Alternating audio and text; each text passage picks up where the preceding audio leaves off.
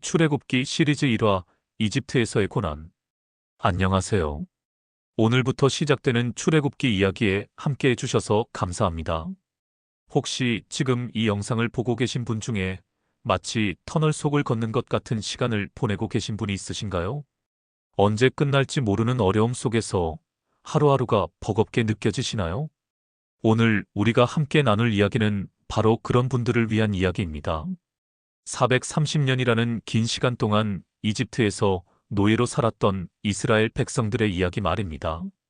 430년이라는 시간이 어느 정도인지 실감이 나시나요?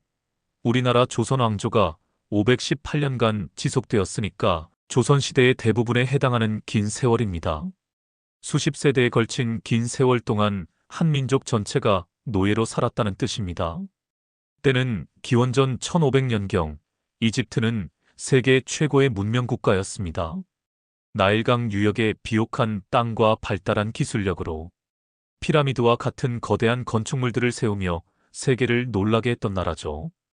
당시 이집트의 힘이 어느 정도였는지 상상해 보시기 바랍니다. 기자의 대피라미드는 높이가 146m에 달했습니다.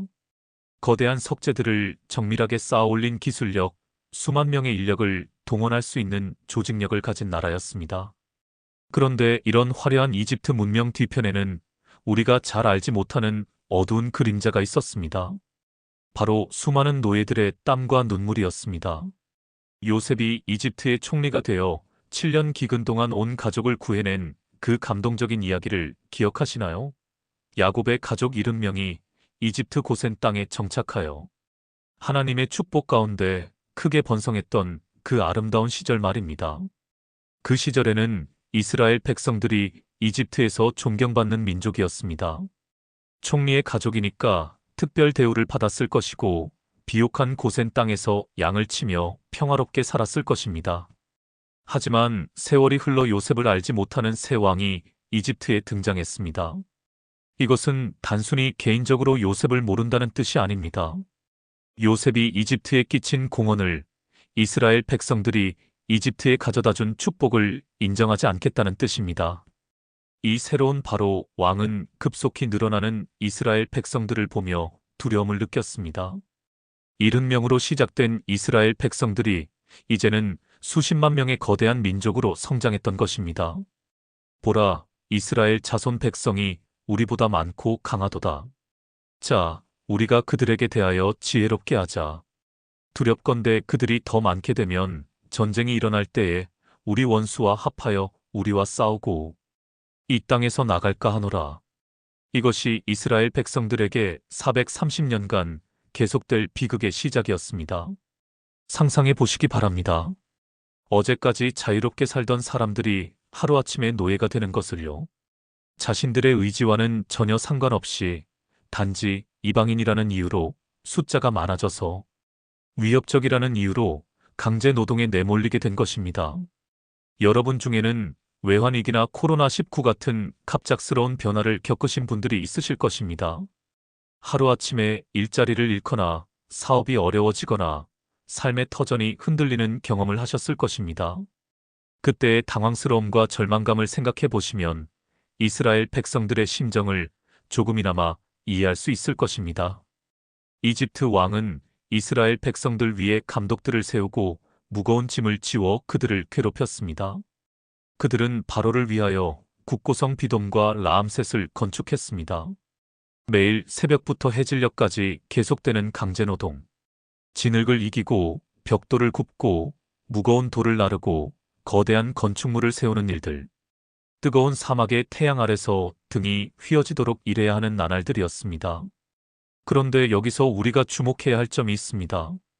이집트 사람들이 이스라엘 백성들을 괴롭힐수록 그들은 더욱 번성하고 창대하여 갔다는 것입니다. 이것이 바로 하나님의 신비로운 역사입니다.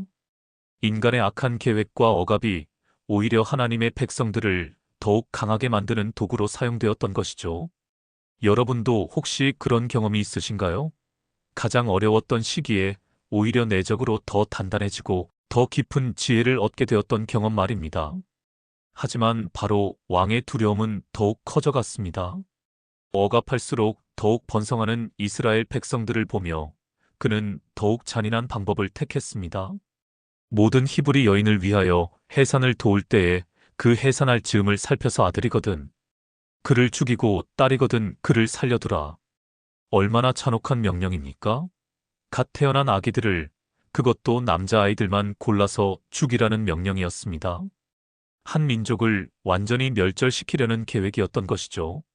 그런데 여기서 우리는 놀라운 장면을 목격하게 됩니다. 시브라와 부하라는 두 명의 히브리 산파들의 이야기입니다.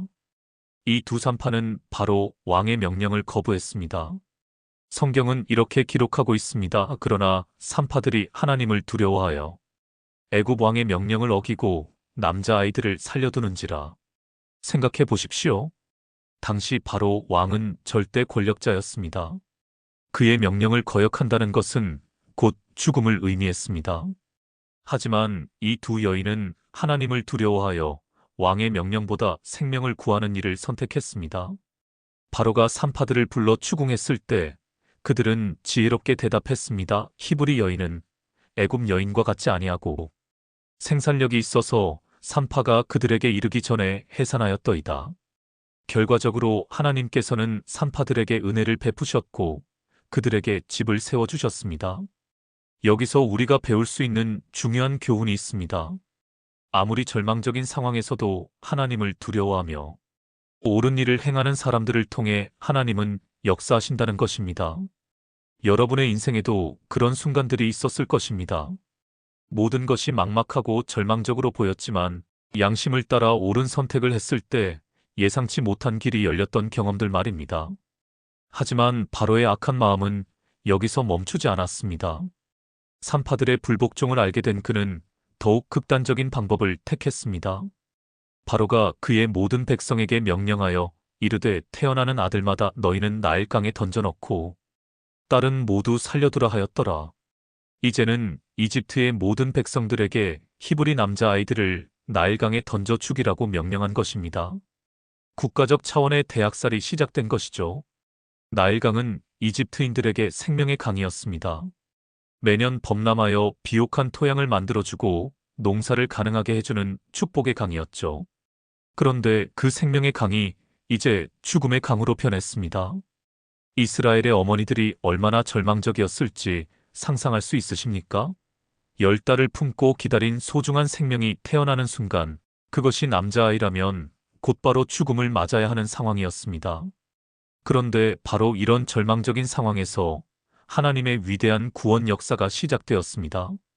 레위 족속 중 한 사람이 레위 족속의 딸과 결혼했습니다. 그 여인이 임신하여 아들을 낳았는데 그 아이가 아름다운 것을 보고 석 달 동안 숨겨 기르었습니다. 석 달. 갓난아이를 석 달 동안 숨겨 기른다는 것이 얼마나 어려운 일인지 아시나요? 아이는 계속 자라고 목소리도 커지고 돌봐야 할 것들도 많아집니다. 더 이상 숨기기 어려운 상황에 이르렀습니다. 그때 그 어머니는 놀라운 결단을 내렸습니다. 갈대 상자를 만들어 역청과 나무진을 칠하여 물이 스며들지 않게 한 후 그 안에 아기를 넣어 나일강과 갈대 사이에 두었습니다. 얼마나 가슴 아픈 결단이었을까요? 자신의 손으로 직접 아이를 만든 상자에 넣어 강물에 맡기는 심정이 어땠을까요? 하지만 그 어머니는 포기하지 않았습니다. 딸을 시켜 멀리서 아이의 상황을 살펴보게 했습니다. 이 어머니의 모습에서 우리는 참된 믿음이 무엇인지 볼 수 있습니다. 그녀는 절망하지 않았습니다. 할 수 있는 모든 것을 다한 후에 하나님께 맡겼습니다. 그리고 완전히 손을 놓은 것이 아니라 딸을 통해 계속 관심을 가지고 지켜보았습니다. 그런데 바로 그때 기적이 일어났습니다. 바로의 딸이 목욕하러 나일강에 나왔다가 갈대 사이에 상자를 발견한 것입니다. 상자를 열어보니 아이가 우는 것을 보고 그녀는 불쌍히 여겨 말했습니다. 이는 히브리 사람의 아이로다. 바로 이 순간이 얼마나 중요한 순간인지 아시나요? 만약 바로의 딸이 아버지의 명령에 따라 그 아이를 죽였다면 이스라엘의 역사는 완전히 달라졌을 것입니다. 하지만 하나님께서는 바로의 딸의 마음을 움직이셨습니다. 더 놀라운 것은 그 다음에 일어난 일입니다. 아이의 누나가 용기를 내어 바로의 딸에게 다가가 말했습니다. 내가 가서 당신을 위하여 히브리 여인 중에서 유모를 불러다가 이 아이에게 젖을 먹이게 하리이까. 그리하여 그 아이는 다시 친어머니의 품으로 돌아갔습니다. 이제는 숨어서 기르는 것이 아니라 바로의 딸의 명령으로 당당하게 기를 수 있게 되었습니다. 심지어 삭까지 받으면서 말입니다. 아이가 장성한 후에는 바로의 딸이 그를 아들로 삼고 이름을 모세라 하였습니다. 물에서 건져낸 아이라는 뜻이었죠. 여러분, 이 이야기에서 우리는 무엇을 볼 수 있습니까? 첫째, 하나님께서는 가장 절망적인 상황에서도 희망의 길을 여신다는 것입니다. 모든 남자 아이들이 죽음을 당해야 하는 그 절망적인 상황에서 하나님께서는 구원자를 준비하고 계셨습니다. 둘째, 하나님께서는 가장 예상치 못한 방법으로 역사하신다는 것입니다. 이스라엘 백성들을 구원할 지도자를 바로의 궁전에서 키우시다니요. 원수의 집에서 구원자가 자라고 있었던 것입니다. 셋째, 하나님께서는 평범한 사람들의 작은 순종을 통해 위대한 일을 이루신다는 것입니다. 두 산파의 용기, 한 어머니의 믿음, 한 소녀의 기지, 공주의 선한 마음이 모여서 하나님의 큰 계획이 이루어졌습니다. 오늘 이 영상을 보고 계시는 여러분께 말씀드리고 싶습니다. 지금 여러분이 겪고 계시는 어려움이 아무리 크고 절망적으로 보여도 그것이 끝이 아닙니다. 혹시 건강의 문제로 고민하고 계신가요? 모세의 어머니처럼 최선을 다한 후에는 하나님께 맡기시기 바랍니다. 하나님은 의학으로도 불가능한 일을 하실 수 있는 분입니다. 경제적인 어려움으로 힘드신가요? 이스라엘 백성들처럼 어려움 속에서도 포기하지 마시기 바랍니다. 하나님은 가장 예상치 못한 방법으로 길을 여어주실 것입니다. 자녀 문제로 마음 아파하고 계신가요? 시브라와 부와 같은 산파들처럼 생명을 살리는 일에 집중하시기 바랍니다. 비난하고 정죄하는 것보다는 사랑으로 품어주고 기다려주시기 바랍니다. 430년 동안 노예로 살았던 이스라엘 백성들의 이야기는 우리에게 중요한 메시지를 전해줍니다. 하나님의 시간표는 우리의 시간표와 다르다는 것입니다. 때로는 오래 기다려야 할 때도 있습니다. 하지만 하나님께서는 결코 우리를 잊지 않으십니다. 다음 시간에는 그 유명한 불타는 떨기나무 이야기와 함께 하나님께서 어떻게 모세를 부르시고 이스라엘 백성들의 구원 역사를 시작하시는지 살펴보겠습니다. 오늘도 어려운 하루를 보내고 계신 모든 분들께 이 말씀을 전해드립니다. 여러분의 고난에는 목적이 있고 여러분의 눈물에는 의미가 있습니다. 그리고 가장 어두운 순간에 하나님의 가장 놀라운 역사가 시작됩니다. 끝까지 포기하지 마시기 바랍니다. 새로운 시작을 위한 준비의 시간으로 여기시고 오늘도 한 걸음씩 나아가시기 바랍니다. 다음 시간에 또 만나 뵙겠습니다. 감사합니다.